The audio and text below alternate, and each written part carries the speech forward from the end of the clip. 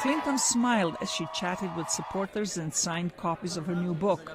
A long line of customers were awaiting their turn outside the Barnes & Noble bookstore in New York. I really respect and admire and love her, and just wanted to be here and be a part of this group and crowd and buy her book and read it. An Associated Press reporter who has read an advanced copy says the book is a recount of what went wrong in her campaign, in which she acknowledges her own mistakes. I think for her, she has a chance to sort of maybe once and for all say, this is what happened a year ago. These are things that I think contributed to my defeat. These are outside factors that contributed to my defeat, but also here are my personal mistakes that helped bring about the election of Donald Trump. But the former Democratic presidential candidate is unsparing in her criticism of Republican Donald Trump, he says.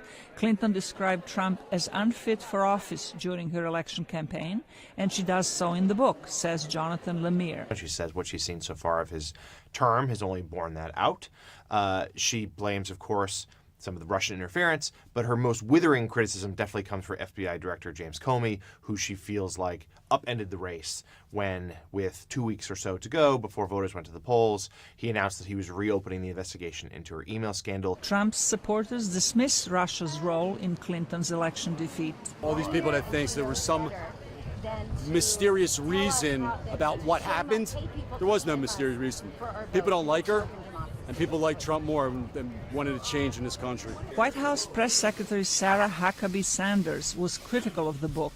I think it's sad that after Hillary Clinton ran one of the most negative campaigns in history and lost, and the last chapter of her public life is going to be now defined by propping up book sales with false and reckless attacks. And I think that that's a sad way for her to continue. Clinton was expected to triumph in the 2016 presidential election, but she won only 227 electoral college votes compared to Trump's 304. She did win the popular vote, gaining about 2.9 million more votes than her rival. Zlarica Hope, VOA News, Washington.